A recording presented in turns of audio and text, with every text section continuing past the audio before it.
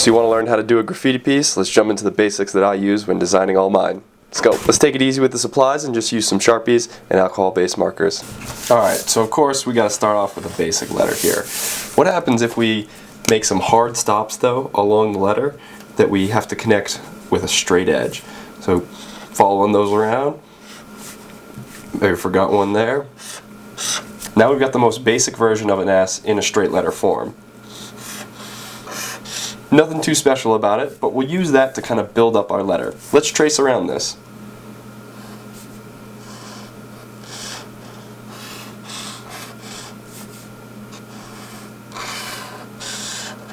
Instantly tracing it, you kind of already get a graffiti style, but some things that you quickly might want to add back into it were like a tab there or a tab here, or maybe even go the other direction and pull it way down there so you get some extra little emphasis and little style to it, or you cut this corner so it's not so acute and angled. And just like that, you pretty much have a straight letter style. What we really want to focus on here is keeping that structure on the center of the letter smooth and consistent and actually make sure it looks pretty good.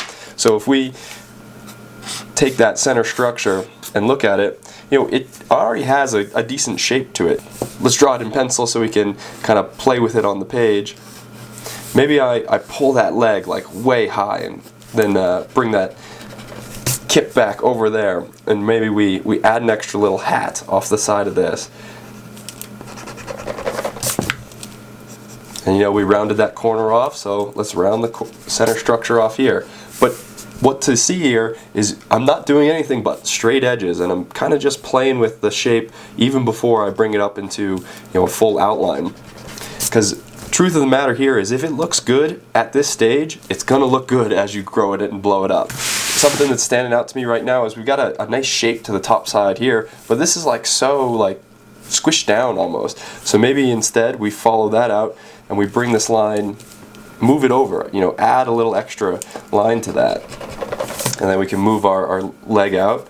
And that's looking okay, but I don't know. For me, this is such a long segment compared to everything else in the letter. So some options to break that up are, you could do two segments for it, and then still have that leg off the back. That's one option. Or we could simply just shorten it. And you just pull it down here, so now you don't have that super long section that was kind of standing out as being atypical to the rest of it. So you don't necessarily have to keep the same size segment all the way around, but as you grow and shrink some things, just know that has an effect on the overall weight of the letter. Personally, I think I like keeping that a little bit shorter, and now let's outline this and see what it actually looks like. I'm not going to do anything but trace around this. Let's make it a little bit bold so it's nice and easy to see.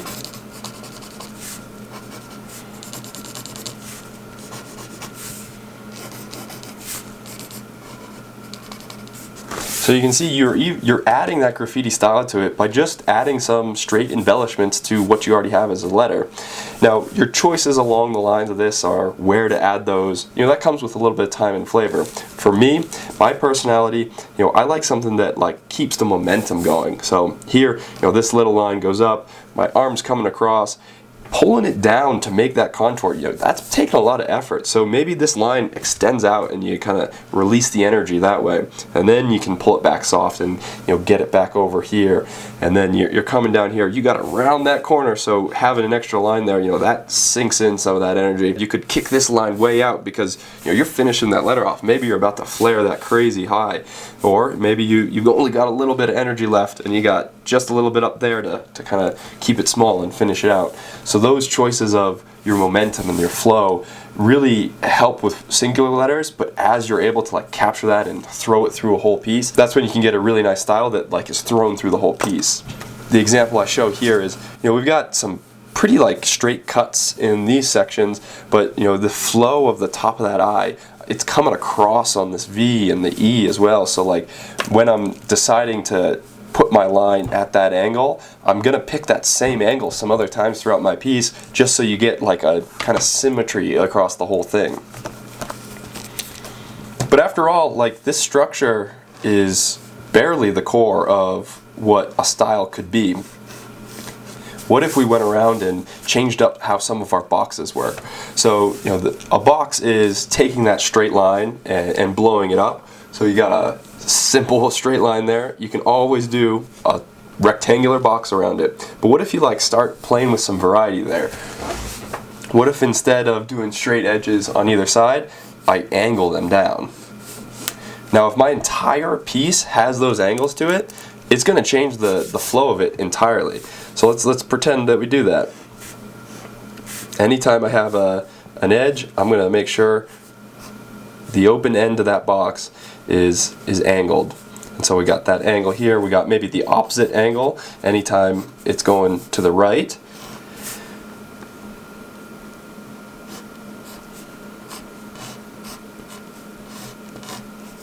So I'm picking, you know, that same edge. That's all typical. You know, I keep that same angle so that it kind of translates as you go through. This one, how about we pick that same angle over there? Flat here, not much to decide.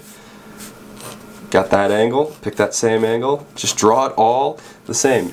So I would argue this piece now is like way more symmetrical and consistent as compared to the original one. You know, this one we're kind of moving all over, things are different angles, but here it's now like synchronized it all. So play with that, use that as like either your entire style or, you know, use that as a sub-style within the whole thing that allows you to have some repeatable features.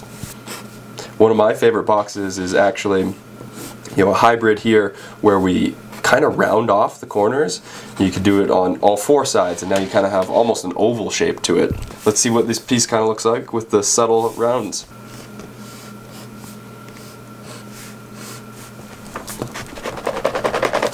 And I don't like how those two lines are intersecting, so I'll just bring that top one off this center point so that we have a little bit more negative space between the two.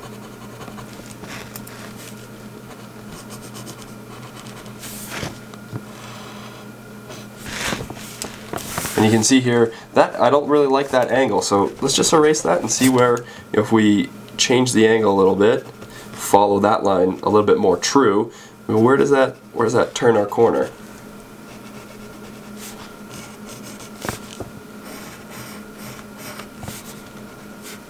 We have three almost distinctly unique S's here by just changing up how we use the box that builds them. So play with those, maybe come up with 10 different boxes that you like to use and use those kind of as like a word bank or a toolbox that you can pull from and say, alright, this section's going to be that one, that section's going to be this one, and that way you'll be able to learn where some of them kind of exceed at having cooler style, and others times, you know, you might need to use the rounded off box or just a square box because that is what's actually going to be building and selling off your letter as being the best style it can be. Now one box that I really do want to describe is kind of an advanced feature here, is what if you skew the box itself. Now this gets used a ton with S's, so I'll show that here. I'm going to reformat my center structure here just a little bit, not add any new sections, but maybe change the angles a little bit, make it fit and look nice. Okay, how about we use that box here down on the base. So how about we have a skinny section here, flare that up to a wider section, flare that out to a wider section. And then for this box, we got a wide section up here, let's pinch it back down. And then over this way, pinch it back down, coming towards that corner, but you know, we don't have to go all the way to it. This one's such a small section, maybe we just make that back to a normal square. We can always come back, see what looks better down the road. Now we're kind of coming into the letter here, so maybe I'll pinch that in as well. And now you're shooting back out. Maybe we flare it back out from the kind of interior, so you can kind of get the like a pulsing of like the line weight as it goes around. You know, we're flaring high, tucking it in, flaring out. That's going to keep our flare out. And then we can tuck it back in as we come around and pull it down back to earth there. Maybe flare back up and out, kind of exhausting the letter. Flare that up. And sometimes when you do this, now where this corner of the line is moves a little bit. So let's extend that up, put our edge back down there, and then we can finish the kind of point off.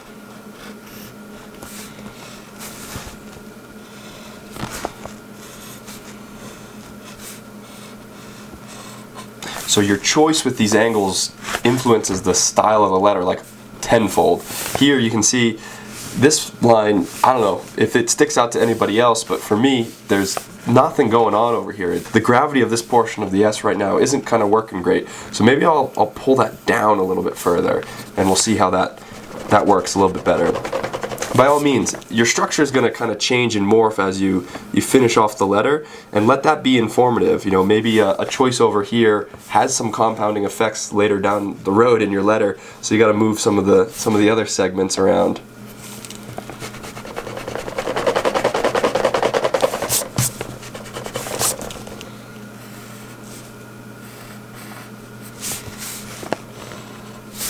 Maybe I'll actually extend that segment out so we have an extra little piece for this one.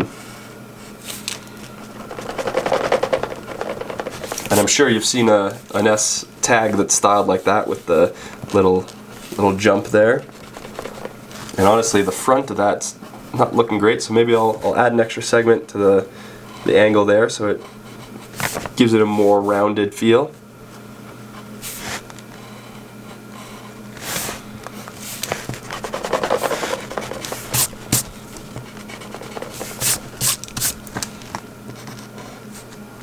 We've definitely now matured more into a piece style letter, so we've got a little bit more angst and flow to it. What I want to do is bring us back to basically a simple straight letter and show you how like structures of one letter in your name can influence the next one and the next one to build up that whole piece.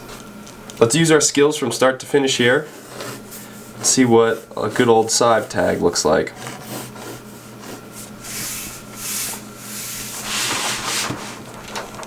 So remember our kind of dotted points as we go around. Not too helpful on how about we convert the E to a rounded E so we get a little bit more info about that one. Now what style allows you to do with your basic straight letter here is repeat some of these sections here. So you got the S has some hard angles to it. Maybe that hard angle is my actual position of my center line here of the I. Maybe we keep that here. We mirror it almost. So we take that parallel section and it allows us to almost like stack the letters on each other. And then I could even add an extra line here, break that into two segments. We've got similar things. We've got two segments here, two segments there. Adding segments to letters that are more simple allows you to kind of fit them into the mold of other letters. Now this bottom section, maybe that's got to move over to the left because we're pulling the letter, so maybe the top moves over to the right. And that opens up some dead space here, so maybe I add that extra hit up. And then with my V, I'm definitely going to add some extra sections here. So maybe we take this point and let's drag that over there. And then what does that leave the rest of our letter? Still a V, right? We just kind of molded that, but now it's matching that same edge of the I.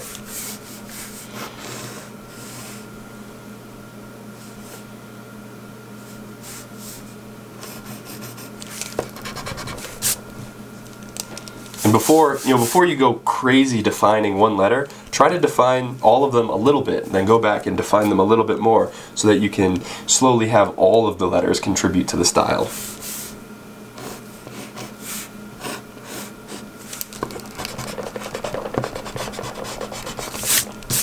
So something here is this line doesn't quite match that angle there, so maybe I'll change that up a little bit, and maybe I'll pull this dot up here. Maybe I'll pull that part of the E so it interfaces a little bit better with the rest of the piece. Now we can stretch that guy out a little bit more. Maybe I follow that same angle that we've now done across all our letters over here on the back end of the E. Look what we got as well. So if you looked at the top section of the S here, it's pretty much the same as the top section of the E. So maybe we just repeat all those. We've already defined them. Now let's repeat them, make them look sweet. Bottom section of the S and the E, believe it or not, very similar. So maybe we add the same to both those. I've got this huge dead space here, so something I sometimes do is I'll do like an X through my V, gives it a little bit extra flavor. Or, you know, you could do a dot in there, fill in some of that space. Maybe I'll just keep it easy, don't have to go too crazy, and just bring that line over. So the only other area I'm seeing that we got some dead zones is this portion of the eye. So maybe we have a line that follows the edge of the V there, and honestly, maybe we'll do the anti-style of that. So we get an extra parallel line that matches that part of the S, and this kind of is like that flowing kind of swoop shape, but straight lettered. Sweet. So in all honesty, this is one of my most common structured pieces here, where I tilt everything a little bit to match the S shape, and then have the rest of it build from that. It's great to have your first letter define much of the style, because that's where you're entering and you're reading across. But don't forget, like, leaving some points inside your other letters to flush things out and have them be the center point. So my V and I, this is kind of the center of my piece here. Maybe I have some extra lines that kind of point towards that, or we do an extra embellishment off the back of the E that draws towards that as well. Well, no further ado than to box this up. Now you can see I left a fair deal of space in between my letters to start. Try to get familiar with how much space you need in between your letters when you're setting up your kind of sketch here. So that way when you go do your outline, you're not too squished in there. So even still, I've done this 1,000 times, but I'm going to have to move some of my eye. I'm not going to get this extra leg in there if my center bar isn't moved over a little bit. So no trouble there. Let's just move it over and see where everything lines up. Everything gets a little shift to the right. And remembering some of your edge principles here, I'm not turning that to be a square corner. I'm going to round that off a little bit. Maybe I'll round this one off as well, so that it transitions a little bit nicer. And I'm deliberately choosing, I don't want that corner to be right on top of the eye. I want some negative space in there. So I'm going to pull that edge off a little bit. Make sure there's at least a little cushion.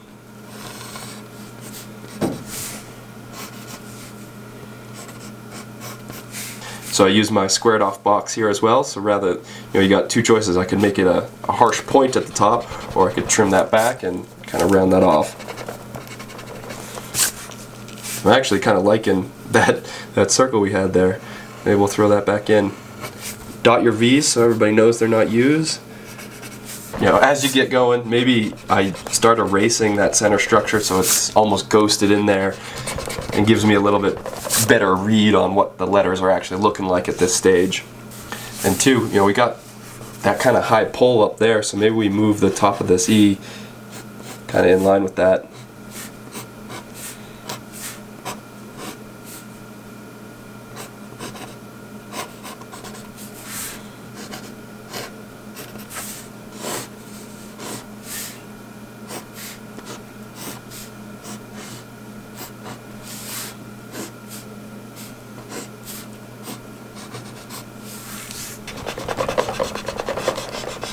I went super loose on the bottom of the Z. Let's bring it over to the S.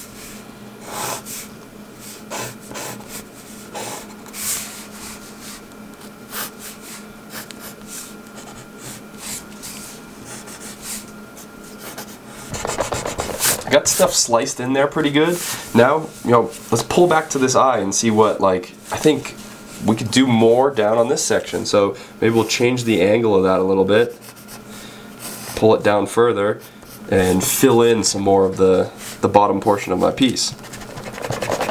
And just always be sure to remember, if I'm moving this edge of the line, make sure that the top edge is still kind of in that same flow. So our structure here kind of comes down like that. Top line follows it, nice parallel.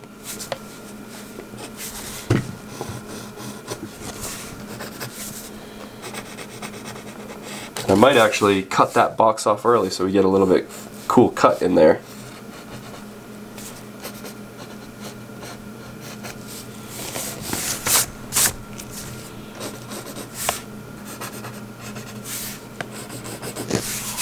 Now we've added so much weight to the bottoms of all three of these. V needs a little bit of love too.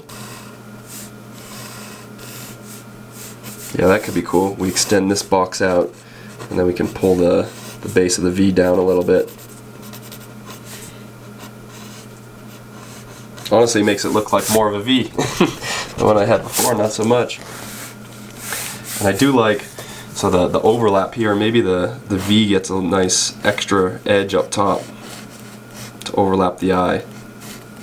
I know it's easy to default to having your first letter cover your second letter cover your next letter, but crisscross them, cover some up that aren't first. See what that does for you. So I'm going to reuse that angle over here, kind of give some symmetry back to my V. And we'll extend our E over our V, cover that up a little.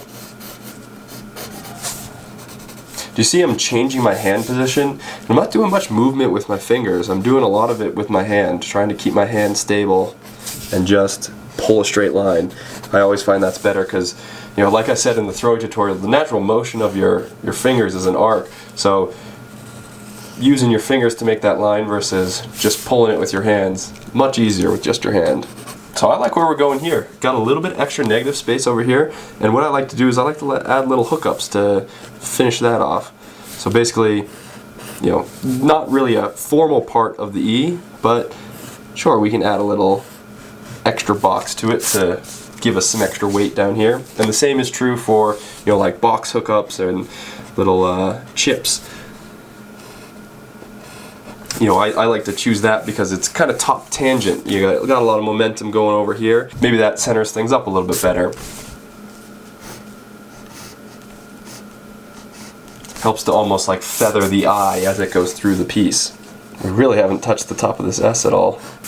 And another level of symmetry, you know, might as well dot my I so that we have a repeat occurrence of a perfect circle in here.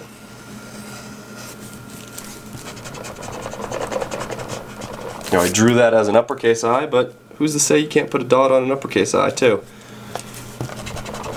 Yeah, we'll decide maybe after we outline it what our center hole looks like. Let's pop the original structure on here. And now with all those extra embellishments, you know, I was making those decisions as the piece was kind of developing. I didn't start off with this V thinking that, you know, I can have all these different cuts and whatnot. That's a little bit too complex to start. For me, it's much easier to refine it as I'm going. If I started with my S and picked the full style of that, maybe that doesn't work so much for the V in its placement. So I gotta, you know, restructure the S after I've already committed to it for a long time. I like to much rather, you know, slowly develop and slowly kind of work in the specifics. So as I said, I like to keep some pacings throughout the piece. So a lot of times I structure my edges kind of angled up so it's kind of brings the reader into the piece. So here we got, you know, those edges, you know, this line might pull your eye through into the next of the eye. You know, you get a little bit of that same contour here in the bottom of the eye, so, you know, pulls you through. Then equally repeated, right, jumps your eye right back up to that part of the V. And then while you're reading that, you know, you're picking up these two circle features as well. So you kind of embody that whole little center there. It really holds your eye. And then maybe as your eye, you know, finishes out looking at the circles, you're pulled back into that same repeating angle back at the bottom of the E, and it totally like pulls you all the way through. For me, that's my go-to structure, is something that really pulls the eye all the way across. And then, you know, the small little features like the top of the S and the top of the E that repeat gives it kind of that overall structure. So as you pull really far away, you might look at the kind of edges in, and you get similar things as you chop in. And it might not necessarily be perfectly symmetric. You know, we're not doing a gridded out piece here, but it's symmetric enough that it kind of warps your eye into looking at it a little bit more detailed. Let me know what you guys think about this rough outline, and I think it's time we go into a little alphabet session.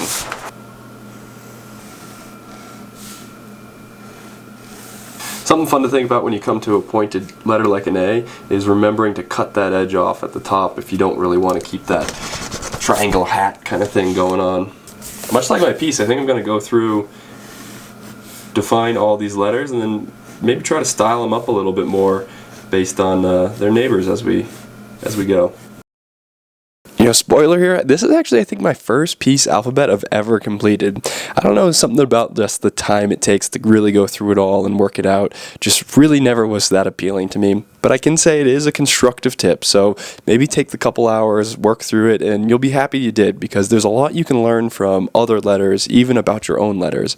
I found, while working through this, you can go and position two letters next to each other that you're not going to use in your name, but really think about it. Think about how their structures work, and then use that in your name. So something like the J and the I.